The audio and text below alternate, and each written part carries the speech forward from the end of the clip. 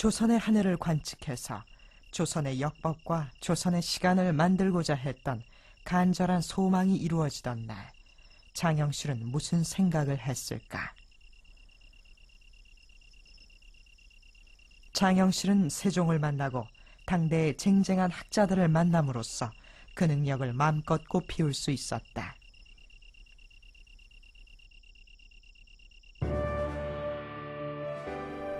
장영실은 거기서 멈추지 않았다. 장영실은 세종에게 바칠 또 하나의 선물을 남몰래 준비한다.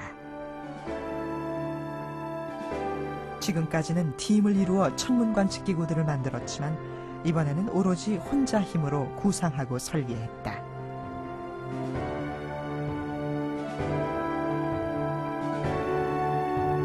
세종을 향한 자신의 마음을 오롯이 담아낸 마지막 작품이었다.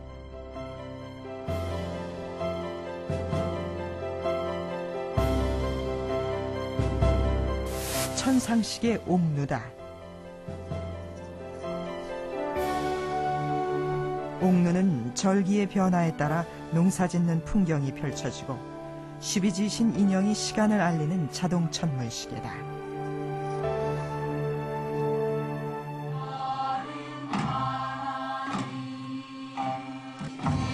하늘의 비밀을 관측해서 백성들에게 절기와 시간을 알려주고자 했던 세종의 통치 철학을 구현한 천상시계였다. 장영실이 옥루를 완성하자 세종은 비로소 7년 사업을 끝내게 되었다며 기뻐했다. 경복궁 서쪽 세종의 침전 옆에 흠경각을 세우고 옥루를 설치하는 것으로 장영실은 7년간의 천문 사업을 마무리 지었다. 경복궁 흠경각은 장영실이 세종을 위해 설계하고 만든 천상시계가 설치돼 있던 곳입니다. 세종을 향한 장영실의 마음이 담긴 곳인 셈이죠. 어쩌면 장영실의 삶에서 조선의 천문을 열기 위한 비밀 프로젝트에 참여한 7년이 가장 행복한 시기였을지도 모릅니다. 하지만 장영실의 행복은 그리 오래가지 못했습니다. 7년 프로젝트를 마무리한 지 불과 4년 뒤 세종과 장영실을 갈라놓는 문제의 가마 사건이 일어납니다.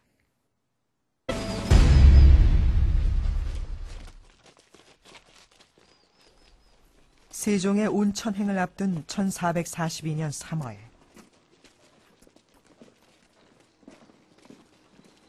장영실은 선공감에서 가마 제작을 감독했다. 세종이 온천 행차 때 타고 갈 가마였다. 정밀기계를 만들어 온 기술자답게 장영실은 빈틈이 없었다. 이상한 것은 함께 가마 제작을 감독한 대호군 조순생의 태도다. 가마 사건 조사 보고서에는 장영실이 가마가 견고하지 않다고 하자 조순생이 부서지는 일은 없을 것이라고 핀잔을 주며 우긴 것으로 나와 있다. 그리고 3월 16일 시험 운전을 하던 중 가마는 부서졌다.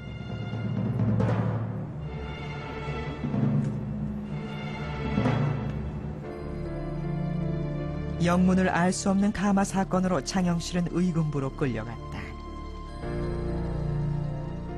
그리고 역사의 무대에서 돌연 사라진다. 그렇다면 장영실이라는 존재가 더 이상 필요하지 않았던 것일까?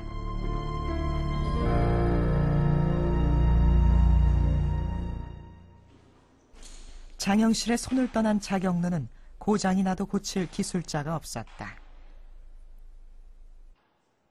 무려 15년 동안이나 사용이 중단되기도 했을 정도다.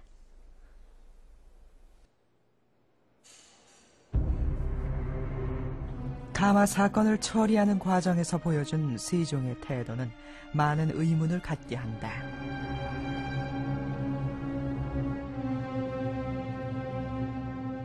장영실은 직첩을 거두고 대신 2등으로 가명하라. 이미 효동과 최연암에게는 1등을 가명하고 조순생은 처벌하지 말라.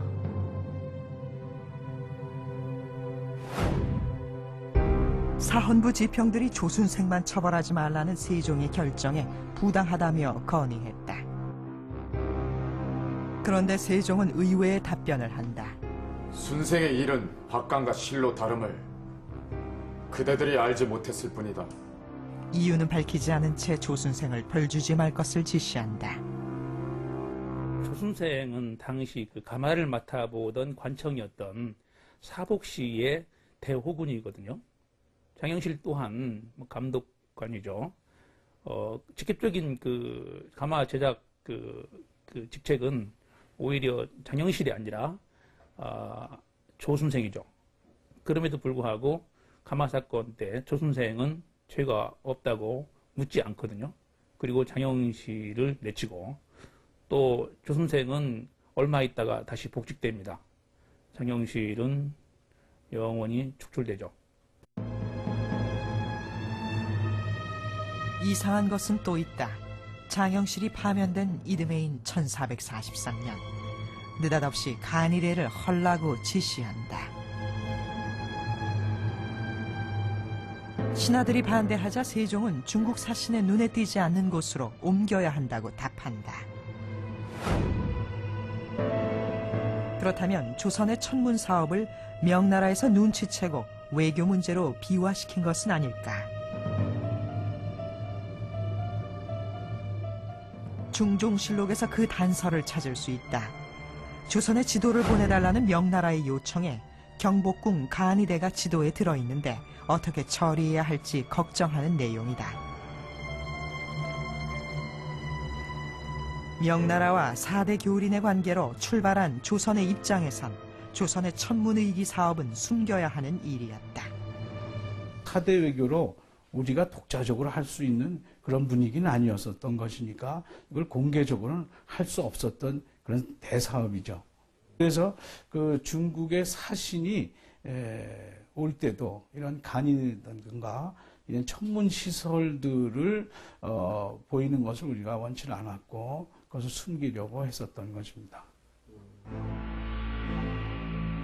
장영실을 파면시킨 어가 사건이 세종이 비밀리에 추진해온 훈민정음 완성을 앞두고 일어났다는 점도 의혹을 더한다. 한글 사용을 반대하는 세력의 저항은 만만치 않았다. 최만리는 중국을 섬기는 처지에 한자를 버리고 새로운 글을 만드는 것은 오랑캐와 같아지는 일이라며 격렬하게 반대했다.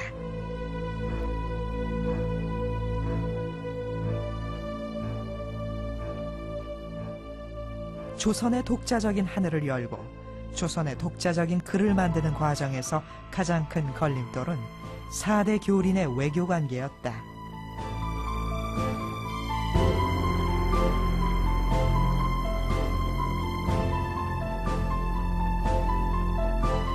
장영실을 역사의 무대에서 퇴장시킨 문제의 가마 사건은 이러한 정치적 상황이 빚어낸 것이 아닐까.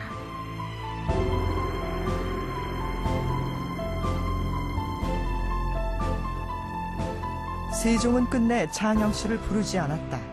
1442년 가마 사건 이후 실록에서 장영실의 이름은 더 이상 찾아볼 수 없게 된다.